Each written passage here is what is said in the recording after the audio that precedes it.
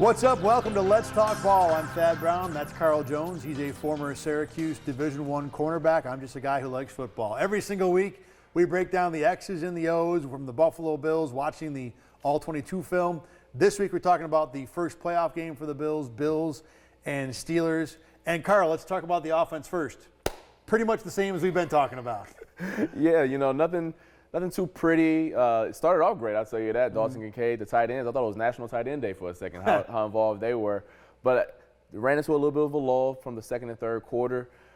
Even T-Bass got a kick block. My boy Sam Martin blew out a hammy. But nonetheless, the offense went through their ups and downs, more ups, I would say. But it's kind of been like the theme for the whole season for them. Yeah, look, it's not a surprise that a team that has played a particular way for the majority of 17 games plays in a similar way in the 18th. I mean, this is kind of how things go, large sample sizes go. I thought Josh Allen in this game was better. We've talked the last 3 weeks that I thought he's been playing uneven football, not necessarily on the release, but the processing, the decision-making. This game was not that. This was a plus game all around for Josh Allen. Not a spectacular game. He had spectacular moments, certainly the 52-yard touchdown run, but a much better game than what we've seen. You know what else he didn't do in this game? No interceptions, no fumbles. And that obviously is a big part about why the Bills were able to win this game by 14 points. Another thing that we've been talking about for a few weeks that continued, but I think is still certainly worth mentioning, is Dalton Kincaid down the field. Bills got a long touchdown out of him, nearly got a second one. That was a tough window. Maybe Josh Allen could have thrown it a touch earlier. To be honest, I thought that play was blown by Khalil Shakir running his route too deep, kind of shortening the window on his own. Regardless, Kincaid as a window down the field has become a thing. But one of the points that you want to make, actually 2 points there. Number one, kind of how the Bills put the Steelers defense in a bind. And number two, the reason they did it wasn't necessarily 86, it was number 14. Yeah, so the Bills this game and in the past have moved around Stephon Diggs a bunch, and especially when they're up against a cornerback that's really good. In this case, Joey Porter Jr., to be a rookie, he gets a lot of trust from the Steelers. He's getting there. He certainly deserves the role, but not that guy yet. Right, but he gets the trust of the Steelers defense to follow out the number one receiver. And the Bills are saying, you know what? Although we love Diggs up against Porter because there were a couple matchups where they just weren't right at Porter, we really like the matchup with the other guy. So I don't know if the Steelers called this play in particular or checked to it, but regardless, how it worked out was on the Dalton Kincaid touchdown, they were playing Tampa 2. And on top of Diggs is a safety. We've seen that coverage 10,000 times since Diggs has been in Buffalo, where there's a safety right on top and someone underneath. Well, because there's someone on top of Diggs and Minkah Fitzpatrick was doing whatever he was doing on the other side of the field. In Tampa, too, there's only one safety left to cover the other side of the field. Exactly. And Myles Jack, at this point in his career, cannot catch up with the young, springy guy like Dalton Kincaid, ran right down the middle. Josh Allen said after the game that they were looking for that all week. They repped that all week in practice.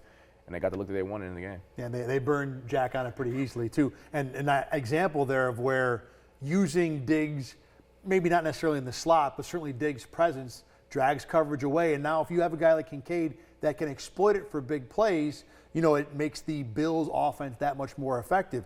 You were thinking also that the reason for Kincaid, now this is 3 weeks in a row where he's had at least a catch of 29 yards or more. There's actually a logical reason why suddenly, end of the season, Kincaid is doing these things. Yeah, I mean, he's a rookie. I know that he's a first-round pick, so you just want results right away. But these guys progressively get better. I mean, especially with the tight end position, tight ends don't pop. It's a lot to learn. You got to learn blocking schemes. You're blocking guys 280 pounds across from you, that making your head spin. You also got to learn how to get open. A guy like Dalton Kincaid, you learn how to get open against linebackers, safeties, sometimes even nickel corners. You have to learn all of those different type of leverages and schemes. So you know what? We're not going to put a lot on your plate at first. Learn the little stick routes, learn the little hitches, the quick outs, and all that good type of stuff. We'll worry about learning leverages down the field as the season goes on. And they put more on his plate as the year has gone on, and he's excelled, I would say, over the past month or so. Like you just said, that stat alluded to it, down the field. Yeah, and very exciting for what Kincaid could offer, certainly the rest of these playoffs, but I think more importantly, this was a guy the Bills traded up to get in the first round. Yes, you want him to be good this year, and maybe he will be the rest of this season. But years 2, 3, 4, 5, that's where you want that pick to hit. And this part of the game being unearthed, being able to be utilized, I think is certainly encouraging for the long-term Kincaid outlook. Another thing that you liked from this game was the fact that the Bills did something that the Bills have not been known for very much, and that's going big and heavy with their personnel. Yeah, I know this whole week, the Steelers are big, bad, and physical, right? Well, on both sides of the ball, they kind of took it to them. On 22 snaps in this game, a third of their snaps on offense, the Bills were in this jumbo personnel, which means they're bringing a sixth offensive lineman, which was David Edwards for this game. And they had a lot of success in doing so. They ran the ball 19 times, 12 of those plays had a positive success rate. Those at home, Google what success rate is. They can explain it much better than I can. That is really good at it as well. But regardless. Let me do it. Success rate for offenses is a play that gains 40% of the yards to gain on first down. So if it's 1st and 10, you get 4 yards. That's a successful play. 60% on second down. So if it's 2nd and 10, you get 6 yards. And then on third down, you got to get all the yards. So either 3rd and 1, 3rd and 10. That's what a successful play is deemed. And for the Bills to be that successful in that formation is encouraging because in the past, let's be quite frank here, with the Dable era and probably last year more so with Dorsey, just spread, figure out you're on your own. The run game is more of a numbers situation. It still is this year, but the fact that they can dig in the toolbox a little bit and rely on that power game, especially against a team like the Steelers who are known to be physical, try to drag you in the deep end and play their type of ball. Well, the Bills were like, all right, cool. We'll go in the deep end right with you and play this physical type of ball. So that was good to see, especially with James Cook, who isn't really known to be the guy in between the tackles, and he had some success doing so in this game. We talked about this game was similar to many recent games we've seen on offense. One of the negative parts of that is O'Cyrus Torrence continues to be a question mark. You know, again, I don't want to call him an issue or a liability. He's not that bad. He's still pretty solid, but of the front five, that's certainly the guy that I would want to be attacking and exploiting, and he had some issues again in this game.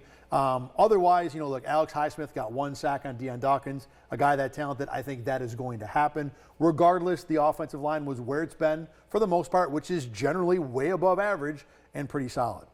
On defense, you want to talk about jumping into the deep end. A.J. Klein went from his couch to a playoff game to being a major part of a playoff game in the span of 72 hours? And all right, look, there were times he looked like a guy who had just come off his couch, but there also were times he didn't. Yeah, that last drive, I don't want to say the last 2 drives or just that last drive in particular. I think it was the second to last drive. Second to last drive, you're right, because it was the play before Dane Jackson got the PBU to get them off the field. How about the play on Jaylen Warren to get the nice little, I'm not going to say TFL, but to stuff Jaylen Warren at the line of scrimmage on a little out route? Love to see that. I mean, no one's ever asking A.J. Klein to move side to side. Like, he's a thumper. Hit the A gap, hit the B gap. For him to go lateral like that wasn't a great rep by Jaylen Warren and wasn't a great ball, but nonetheless, that was good to see. And then also on the last drive of the game, he did a good job of defending Najee Harris on a little angle route. So for all the tackles that he had, I wanted to see how he did in pass coverage. It wasn't great, but those 2 situations I thought was cool to see. Against the run, he was what you would expect. You know, look, the Bills don't want A.J. Klein to play 100% of the snaps against Kansas City on Sunday. But if he has to come in and play, you saw the experience, you saw the strength. He can still take on a blocker and separate. Frankly, he might still be the best guy on the team at doing that because of the rest of their linebacking core is so small. But he was okay, you know, for what they asked him to do.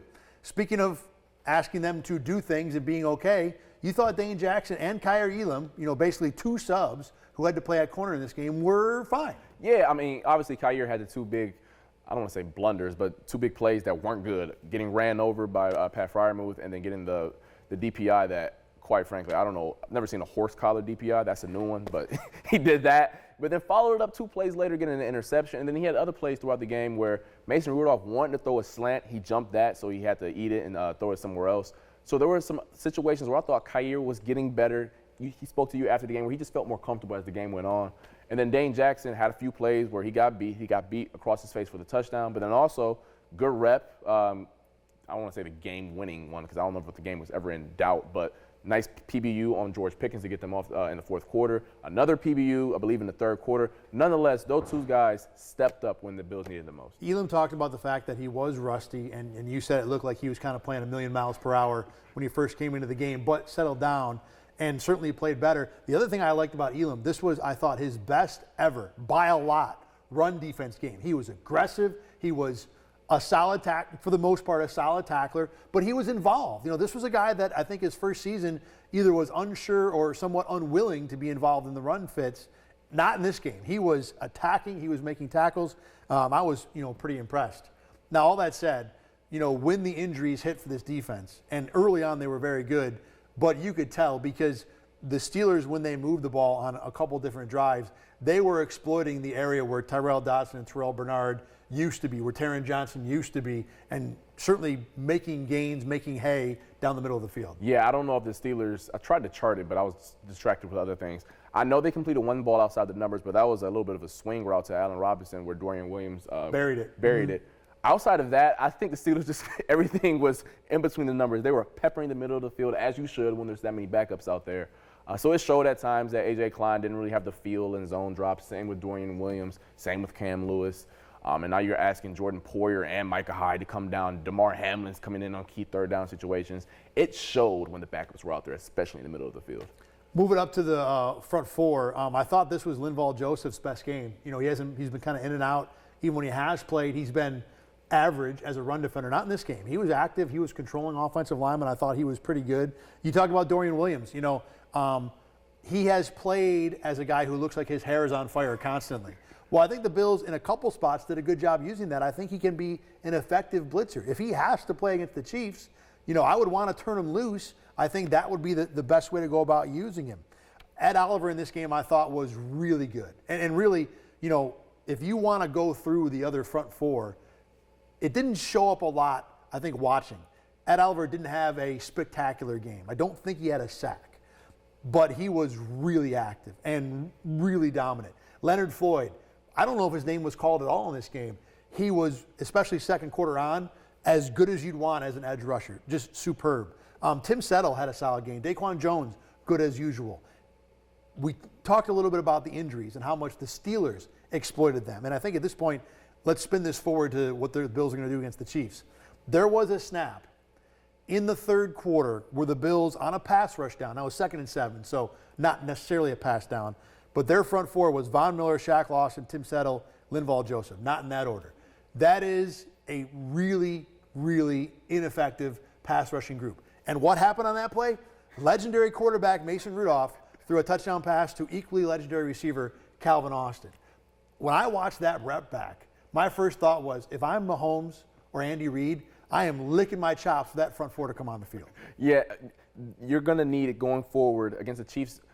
Chiefs' interior is good. Now, the tackles, it leaves a lot to be desired. They are getting Donovan Smith back this week, so which that'll make will a help. difference, yeah. I know Juwan Taylor averages about a flag a game, so we'll see if that helps or out. a That series, it's for real. But they're going to need those guys to win this game because regardless if Rasul Douglas comes back, regardless if Dotson used to come off the field on passing downs anyway, so it's not like they're asking him to be like Matt Milano or even Terrell Bernard in passing situations.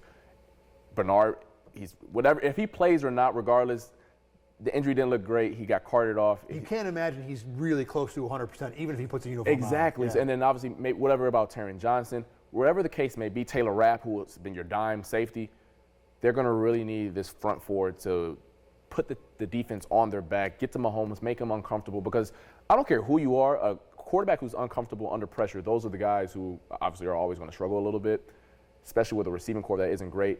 Those guys up four are going to have to dominate this game. Yeah, I think the easiest way to say it is that I don't care how bad the receivers are.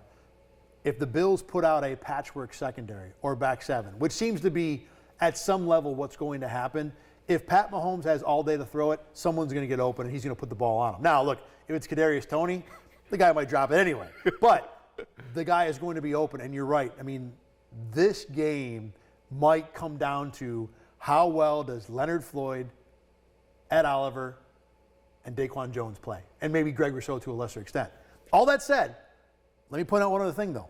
Von Miller at the end of the game, in garbage time, had two really good pass rushes. You know, one where everybody saw him, he had a spin move and basically a headbutted Mason Rudolph. He could have made a sack, but missed that. But he was there, and he had one other one earlier in the game where he also, you know, forced Mason Rudolph to step up and got him into some trouble.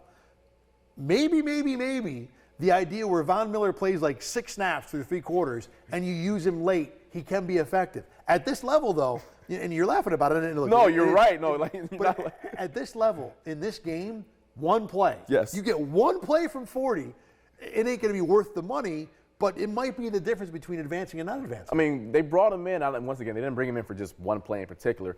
But when you're going up against a Chiefs team that you need just to get off schedule for one play, turn that 1st and 10 to 2nd and 16, turn that 2nd and 8 to 3rd and 13. That matters. Mm-hmm. And if you can get Von Miller to do that once in the 4th quarter when the Chiefs have to drive down the field and their back's up against the wall, that helps out a ton, especially with a receiving core that is not good this year for the Chiefs. So they're hoping that Von is continue to trend in the right direction. We kind of laid out some of the points when it comes to Kansas City having the ball, how that matchup would look. When the Bills have the ball, and I'll give you a minute to kind of think of where you want to go with that. The thing that I'm looking at is, and you brought it up with the jumbo sets, not necessarily having David Edwards play 40 snaps, but the Chiefs' defense is really good against the pass. Number 2 when it comes to sacks this year. The passing yard down the field numbers are really good. They're not great against the run. And the Bills, since that Chiefs game, remember it was the Cowboys game right after where they finally were able to really open up James Cook, and you've seen them be more reliant on the run game since. This is a spot where I think the Bills, when they have the ball, they need that run game to be more than functional. It needs to be a weapon. It needs to be something that changes this game. You don't have to, again, you can rely on 17 at the end of the day. They need to run the ball at some extent, if only to keep the Chiefs defense honest. I agree with that wholeheartedly. The larger point for me, just play on schedule, because when it's 3rd and 2, there's not what can Spags do that's creative and exotic on 3rd and 2? I always had a defensive coordinator tell me, he goes, hey Jones, you know what the best defense is on 3rd and 2? There isn't one. So when you think about all the creative stuff that Spags can do, yeah, he can do it on 3rd and 9, 3rd and 8. If it's 3rd and 2, 3rd and 1, he can't do all that good type of stuff. So run the ball, stay on time and on schedule for the Bills offense. It helps out a ton. You play the game on your terms instead of allowing the cornerback to blitz, the D tackle to go deep middle, or whatever Spags is creating right now. As long as they can get an efficient running game, don't get behind the sticks, the offense should be fine. All right, it's going to be a big one. Bills and the Chiefs. I'm really looking forward to this. This is easily going to be my favorite game of the year, and we may have a whole lot to say about this, win or lose for Buffalo next week. Remember, you can see Let's Talk Ball every single week on YouTube, on RochesterFirst.com. You can also listen Apple Podcasts, on Spotify. For Carl Jones, I'm Thad Brown. Thanks for watching. We'll see you next week.